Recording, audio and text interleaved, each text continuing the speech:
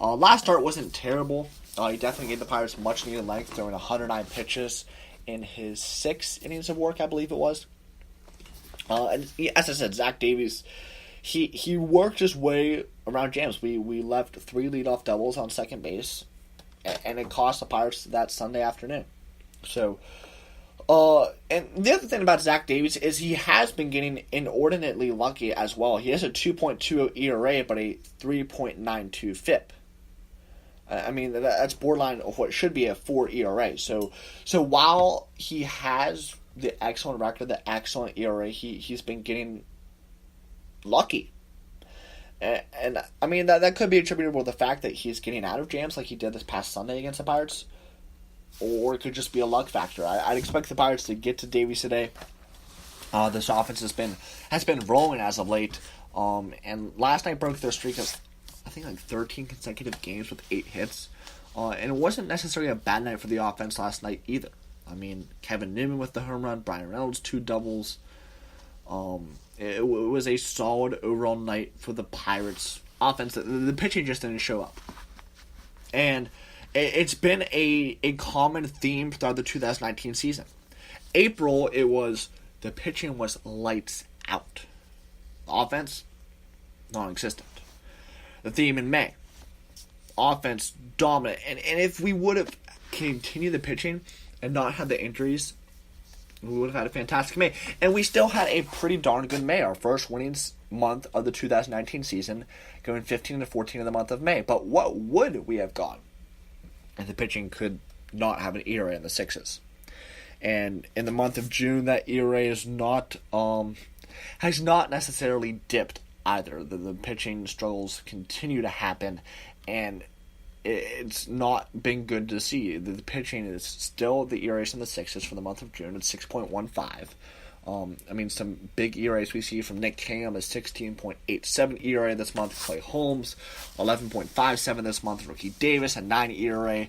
Felipe Vasquez, an 8.1 ERA. Kyle Crick, at a 6.75. McRae, 6 ERA. Lyle, 6. Hartley, 5.4. The only guys that have ERAs below 4 are Musgrove, Liriano, Brault, and Archer.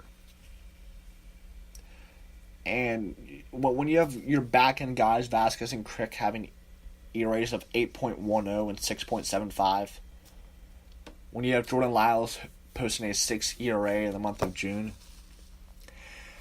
it's not going to lead to success more times than not. And the offense has done its job, but you just can't keep putting this much pressure on the bats to perform. And if you keep doing this, it's going to continue to slide. The team's going to continue to slide in the standings and with their overall record. But as I said earlier, this team's only 3.5 games back out of the second wildcard spot, and they're still in contention. They still have an opportunity to turn this ship around. Chris Archer and Joe Musgrove did a very good job of doing that in the final 2 games of the Braves series, after we dropped the first game of that series, which we arguably could have swept that as well. Austin Riley just proved to be too much in game 1 of that series. So it would be very nice if the Pirates can do what they did earlier this week against the Braves, lose that first game, but win the next 2. And, you know, we're due to beat the Brewers at this point, going 1-4 against them on the season. And this afternoon is, I'm not going to pin it as a must-win game. It's June 8th. It's game 63. We're 3.5 games out of the wildcard spot. It's not a must-win game, but it almost feels like one. It does. From the perspective that if we do not win this afternoon, it's going to be a tough series. It's going to be tough to salvage a game. It will be. With Steven Brault, yes, he's been solid his last 4 outings, 5 out of 6, but still going up against Chase Anderson with Brault pitching against the Brewers, it leaves your stomach a little bit queasy, right? So we will have, I believe, a solid opportunity to win the series if we win this afternoon. We will, because as I said, Steven Brault has been decent. If Lyles can go out there, throw 6-7 innings, 3 runs or less, that's what we need tonight, this afternoon. If we don't get that, it's going to be, again, tough to win this game, win this series, but I believe Jordan Lyles will step up to the plate just like he stepped up all season for this Pittsburgh Pirates team and having a fantastic bounce-back campaign. Following another mediocre homestand for the Pittsburgh Pirates, let's dish out some grades. Another homestand is in the books. This week, the Pittsburgh Pirates played host to a pair of National League playoff contenders for 7 games at PNC Park. Staying true to their identity as a middling club, the Pirates went a meh 3-4.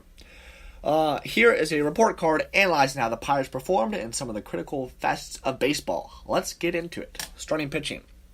As has been a recurring theme since Trevor Williams went down 3 weeks ago, the starting rotation is hanging by a thread, on the verge of destructing at any moment. While the staff hasn't been great, it hasn't fallen apart just yet. Not surprisingly, there was some ugliness with the starting pitchers on this homestand. Nick Kingham, shocker, and Joe Musgrove, slightly less of a shocker, were both awful against the Brewers, and Sunday's start against Milwaukee left us with a feeling that the bloom might be starting to come off the Jordan Lyles rose. Despite the rough patches, the Pirates came out of this homestand with encouraging signs from 2 of their most important starters. Chris Archer had his 2 best outings since coming off the injured list. While that's not a high bar to jump over, Archer showed signs of being the guy the Pirates sold the farm for, and his starts against the Brewers, and especially Atlanta, showed there's still some gas in the tank. Musgrove avenged his poor start against Milwaukee with a gem Wednesday night against the Braves, becoming the first Pirates starter to pitch into the 9th inning in 2019. The rotation won't be whole until Williams comes back, and maybe not even then.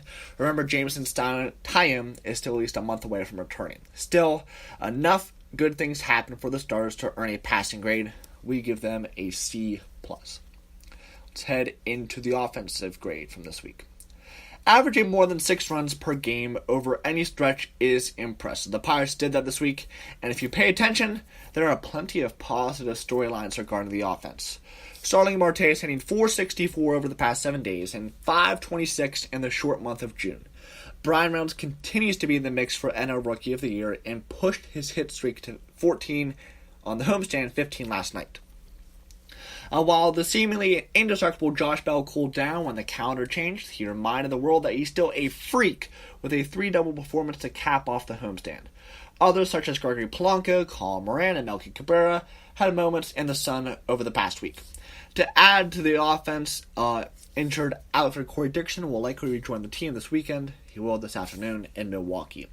Since the start of the May, the Pirates are averaging 5.1 runs per game. It certainly appears the offense has turned the corner from its early season woes. The Pirates can hit, and they'll need to hit with the status of the rotation and bullpen. Still up in the air, they get an A grade. Let's head to the bullpen. Since 5 of the 7 games on this homestand were decided by 4 runs or more, the relievers weren't thrust into too many high-intensity situations. The 2 times the Pirates needed the bullpen to come through, however, it failed. And that's been an unfortunate theme throughout 2019. Ironically, the Pirates' 2 best relievers were the culprits. In Saturday's game against the Brewers, the Pirates twice had late leads and coughed them up both times, climaxing with Felipe Vasquez's first blown save of the year. 3 days later, Pittsburgh had a 5-3 advantage in the 7th inning, but Kyle Crick met Austin Riley, and the evening quickly went south. While the bullpen wasn't tested enough to earn too terrible of a grade, I think a big fat D+ is in order. Let's head to Clint's grade. To me, this homestand went as Clint Hurdle went. The Pirates lost 3-4 to the Brewers largely because of Hurdle's poor decision-making. Saturday afternoon, he inexplicably threw Clay Holmes in the 6th inning, 2-run game instead of starting the frame with Francisco Liriano. And the Bucs lost the lead and ultimately the game as a result. The next day, the Pirates had Milwaukee on the ropes with 2 on and nobody out in the 9th until Hurdle decided to bunt Adam Frazier, killing any chance of a comeback. Against the Braves, however, Hurdle did his job well. Wednesday night, Hurdle rode Musgrove until Musgrove had nothing left and gave his starter the chance to throw a complete game. Wednesday, he pulled Chris Archer at the right time, went with the right reliever, Liriano, and made sure his team wouldn't lose the lead. Hurdle will never be a great on-field manager, and I don't even think he's a good one. This week showed, however, that he's capable of balancing poor decisions with intelligent ones. He gets the C grade. Yeah, and it's really a love-hate relationship that I have with Clint Hurdle. The things that he's great at is being a fantastic leader of men. His teams always fight. They always have fight. They fight to the bitter end of every game, no matter what the score may be. They have fight. And with the young team that the Pirates have, with very few veterans, they need Clint Hurdle to be the leader of this club and to lead this team to success. And really, so far in the 2019 season, the season has gone how Clint Hurdle has gone. He's made some god-awful decisions as a manager so far this season. He's made some very intelligent ones. That's why he gets a C grade right now. And in regards to his future as the Pirates manager, it's up in the air. It's up in the air for me. I wouldn't be devastated if he gets fired at some point of the season. But given the fact that he was extended through 2021, I don't believe he's going to be. And the question becomes, what would the record be if we had a different manager, such as a Joe Girardi at the helm? What would the record be? Would it be significantly better than 30-32? Potentially. I mean, it depends. And it's really a grass is always green on the other side discussion, because it's sad, too, because Clint Hurdle led this team's success in 13, 14, and 15, and has made this decade the best decade the Pirates have had since the 1970s. Clint Hurdle has done that. He's brought the Pirates back to relevance, and I really don't want to be the guy that's out here calling for his head, calling for his job.